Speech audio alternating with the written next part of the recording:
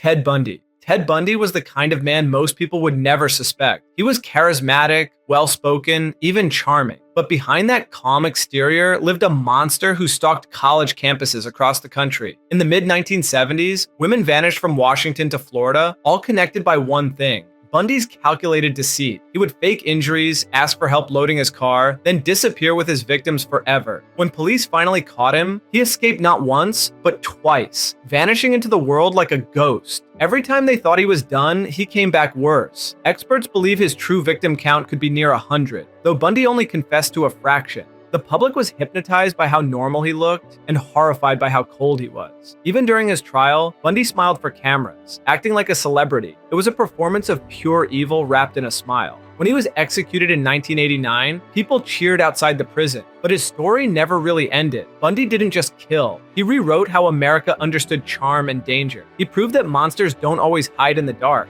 Sometimes they hold the door open for you. And what came after Bundy's downfall would haunt an entire generation. John Wayne Gacy. John Wayne Gacy lived two lives. By day, he was a successful contractor and a community volunteer who threw parties, dressed as a clown for children, and smiled his way into trust. By night, he was a predator whose suburban home hid one of the most gruesome secrets in history. Between 1972 and 1978, Gacy murdered at least 33 young men and boys, most of them buried beneath the floorboards of his own house.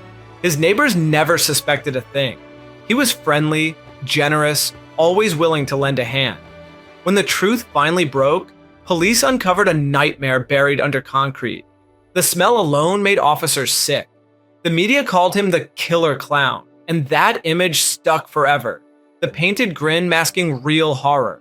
To this day, investigators think Gacy may have had accomplices and that the real number of victims could be higher. What makes Gacy terrifying isn't just the violence, it's how perfectly he blended into normal life. He wasn't a shadow in an alley. He was your neighbor, your boss, the man who waved to you at the mailbox. And once people realized that, they started looking at every smile a little differently. Because evil, as Gacy proved, can look disturbingly familiar. Jeffrey Dahmer. Jeffrey Dahmer was quiet, polite, and completely unremarkable. That's what made him so dangerous. From 1978 to 1991, he committed a series of murders so disturbing, they redefined horror itself. He targeted young men, often luring them back to his apartment under the guise of friendship or photography. Once inside, the charm vanished. Dahmer drugged his victims, killed them, and then performed unspeakable acts on their remains. His obsession wasn't just violence, it was control. He wanted to create permanent companions, even experimenting with bizarre zombie techniques using acid injections. The stench from his Milwaukee apartment eventually gave him away, and what police found inside was beyond comprehension. Body parts, photographs, and a refrigerator filled with remains. Dahmer confessed to 17 murders with chilling calm, describing his crimes as if reading a grocery list. The nation couldn't look away. His case forced Americans to confront how monsters can live unnoticed for years, blending into everyday life. Dahmer wasn't a shadow in the night. He was the man next door, the quiet face in the hallway. And when he finally met his end in prison, it didn't erase what he revealed about humanity's darkest depths, but the next killer would take fear to an entirely new level. The Night Stalker. In the summer of 1985, Southern California didn't sleep. A man known only as the Night Stalker roamed the city's streets and suburbs, breaking into homes, attacking families, and leaving behind scenes of unimaginable horror. His real name was Richard Ramirez, and his rampage was unpredictable. He targeted men, women, and children, rich and poor, young and old. No one felt safe. His crimes mixed brutality with strange satanic rituals, terrifying the entire region. People started sleeping with baseball bats, windows locked, and lights on.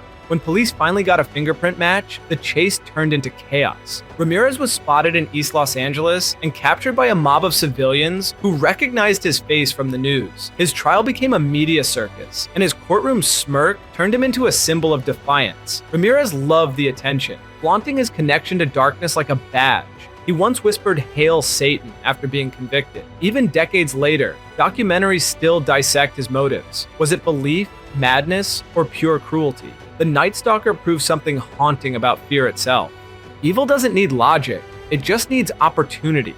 And the city of Los Angeles would never look the same again after his reign.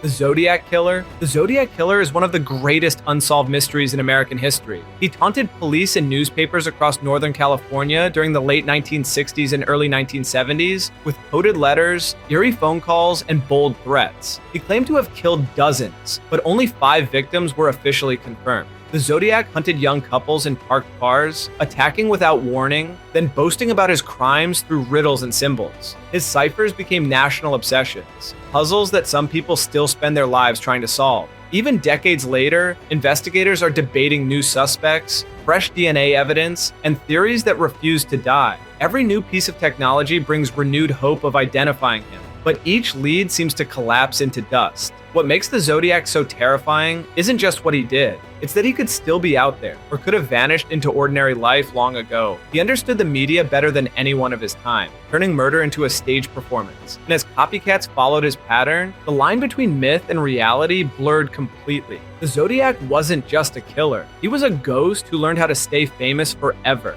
Jack the Ripper. Jack the Ripper is the original face of mystery and murder. In 1888, London's East End became the hunting ground for a killer who seemed almost invisible. He targeted women in the poorest neighborhoods, leaving behind scenes so gruesome that even hardened detectives were shaken. His attacks were fast, precise, and shockingly cruel. Some experts believe he had medical knowledge due to the precision of his mutilations. The press turned the killings into a spectacle, and the public became obsessed. Suspects ranged from doctors to royalty, but no one was ever caught. Over a century later, the case remains unsolved, feeding endless theories, DNA debates, and conspiracy documentaries. Every few years, someone claims to have uncovered his true identity, only for experts to dismiss it again. The real horror isn't just what he did, it's how easily he disappeared. In a world with no cameras, no forensics, and no digital trail, Jack the Ripper walked through history and vanished into legend. His name still sends a chill down the spine, proving that the oldest ghosts never fade. But what came after him made terror feel painfully modern.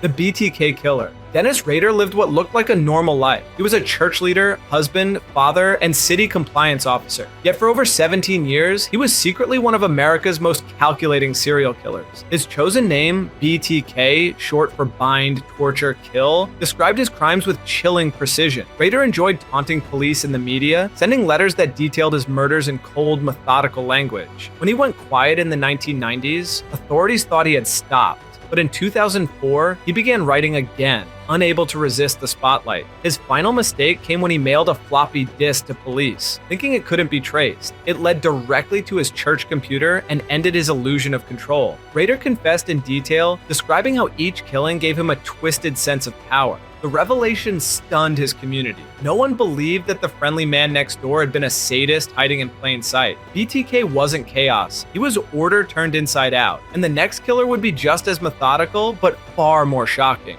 Dr. Death. Harold Shipman was supposed to heal, not harm. As a trusted British doctor, he treated families for decades while secretly ending the lives of hundreds of patients. His victims were mostly elderly women who believed they were receiving care.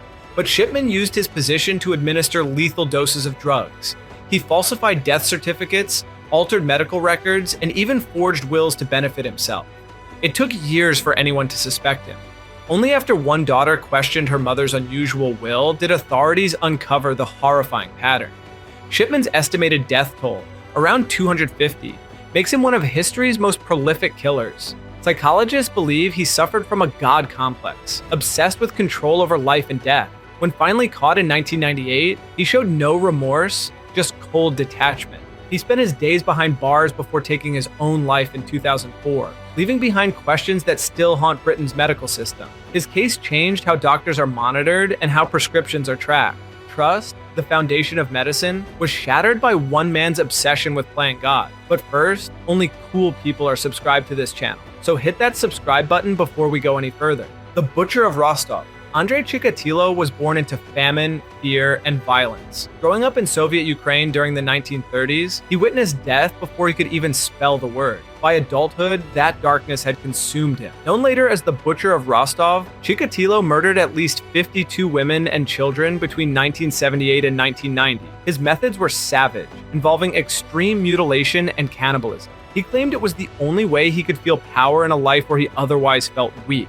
For over a decade, Soviet authorities refused to admit a serial killer could exist in their society, which let him continue unchecked. Innocent men were even arrested while he roamed free. When investigators finally caught him, Chikatilo confessed with unnerving calm, explaining every detail like he was reading a recipe. His trial was chaos. Reporters, screaming crowds, and a caged murderer grinning through it all. In 1994, he was executed by gunshot, bringing a cold end to one of the USSR's darkest figures. But even after his death, his story served as a mirror for a collapsing empire. Proof that evil thrives when denial takes its place, and what followed would make even his crimes look organized. The Toy Box Killer. David Parker, Ray was a mechanic from New Mexico with a secret too disturbing to imagine. Hidden in a trailer he called his toy box, he built a torture chamber straight from a nightmare. Soundproof walls, medical tools, and video equipment to record everything. He would kidnap women, sometimes with the help of accomplices, then play a chilling cassette tape describing in detail what would happen to them next. Victims were drugged, restrained, and subjected to unimaginable cruelty for days before being released, or worse. Despite evidence of multiple victims, Ray was never officially convicted of murder because no bodies were ever found. That mystery only made his legend darker. He was eventually caught in 1999 after one woman escaped wearing nothing but a metal collar and chains. When police raided the trailer, they found diagrams, photos, and recorded tapes documenting his crimes. The sheer precision of his setup suggested years of planning. Ray was sentenced to over 200 years in prison, but died of a heart attack just 3 years later. The number of victims remains unknown, leaving endless questions and a legacy of terror that feels like something out of a horror movie. But this one was real. The Son of Sam. New York City, in the summer of 1977, was a city under siege. A gunman calling himself the Son of Sam stalked young couples parked in cars, killing 6 people and wounding 7 more. The panic was immediate. Streets emptied, nightclubs shut down early, and women dyed their hair to avoid matching his victim's description. The shooter, David Berkowitz, later claimed he was following orders from a demon that spoke through his neighbor's dog. Whether delusion or manipulation, the story fueled national obsession. His letters to the press mocked police and promised more blood, creating fear unlike anything the city had seen. When he was finally arrested thanks to a simple parking ticket, the nightmare ended, but the fascination never did. Berkowitz's calm confession and eerie grin turned him into an instant icon of evil. Over time, rumors spread that he wasn't working alone, linking his crimes to possible cult activity. Even today, debates continue over how much of his story was truth and how much was performance. The Son of Sam wasn't just one killer. He was a moment in history when fear became part of everyday life. And as the city recovered, another monster was already rising somewhere else. The monster of the Andes. Pedro Alonso Lopez didn't just kill, he hunted entire generations. Born in Colombia in 1948, Lopez endured a brutal childhood of neglect, abuse, and homelessness.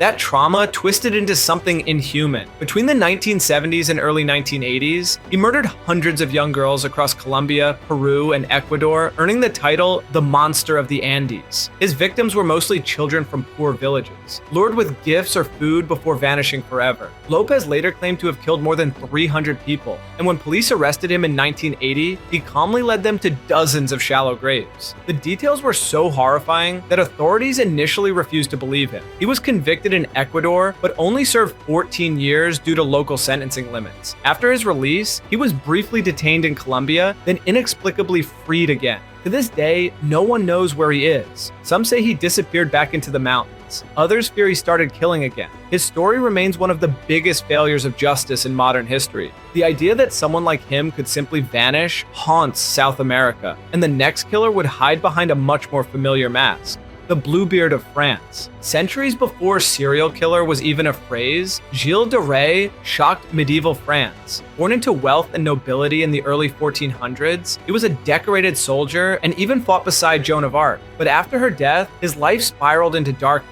He squandered his fortune, turned to alchemy, and became obsessed with the occult. Then came the disappearances. Dozens, possibly hundreds of children from nearby villages. When investigators finally searched his castle, they found evidence of unspeakable violence. De Rais confessed to crimes so grotesque that the court struggled to believe a man of his status could commit them. Historians still debate how much of it was true and how much was twisted by politics. But the legend of the Bluebeard of France was born. He was executed in 1440 Bundy, hanged and burned before a horrified crowd. His case remains one of Europe's earliest and most disturbing examples of power corrupted by madness. It's the kind of story that blurs myth and fact, showing how even heroes can turn monstrous when morality collapses. But our next subject didn't just enjoy suffering, he worshipped it. The Gray Man. Albert Fish looked like a frail old man, the kind of person you'd trust across the street. But behind that harmless appearance was one of the most depraved killers in American history. Born in 1870, Fish endured years of abuse in orphanages, where he learned to associate pain with pleasure. As an adult, he became a painter by trade, husband and father to 6 children, all while secretly engaging in unspeakable acts. Fish abducted,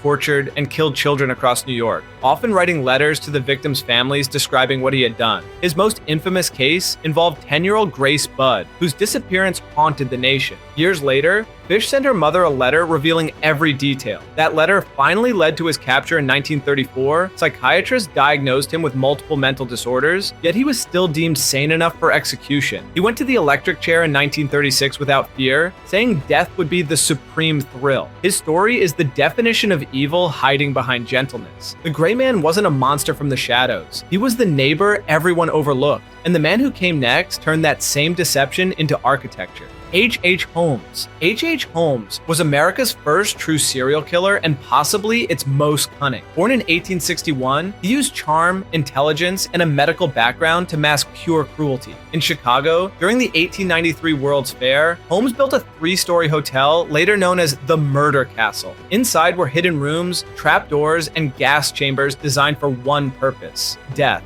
Victims checked in expecting hospitality and vanished forever. Holmes killed for profit, pleasure, and experimentation, selling skeletons to medical schools and collecting life insurance on his victims. Investigators later uncovered an endless maze of torture chambers and secret hallways. His death toll remains unknown, with estimates ranging from 20 to 200. He was finally arrested after a botched insurance scam and confessed to the murders with disturbing pride. Even facing the gallows in 1896, Holmes smiled and described himself as born with the devil in me. Over a century later, his castle's legend still stands as a symbol of how ambition and evil can share the same foundation. If Bundy and Dahmer defined modern horror, Holmes invented it. If you like this video, consider watching this next one, which YouTube thinks you are going to really love.